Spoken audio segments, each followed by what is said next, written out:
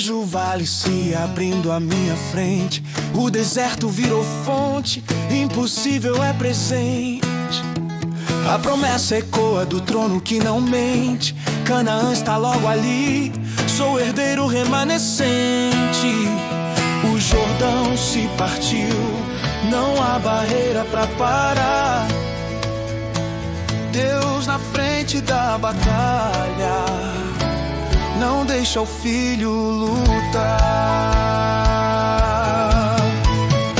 Ouço o barulho dos passos na terra que já é minha, gigantes caem por terra, quebrando cada linha. Não é por espada nem por força que eu venço o mal, mas pelo poder do Deus sobrenatural. O céu já decretou, a vitória chegou.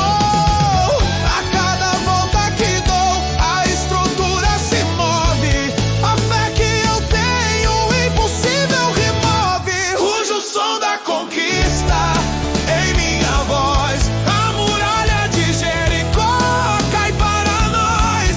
Eu tomo a herança, o que Deus me entregou. Com gritos de glória, o céu já liberou.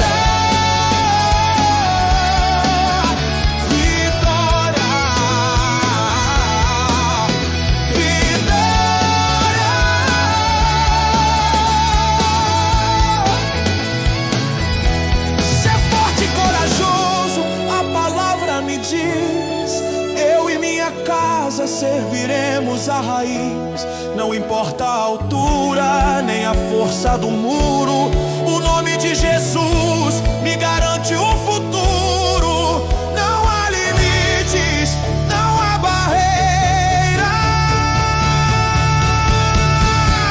Hoje eu sou da conquista em minha voz. A muralha de Jericó,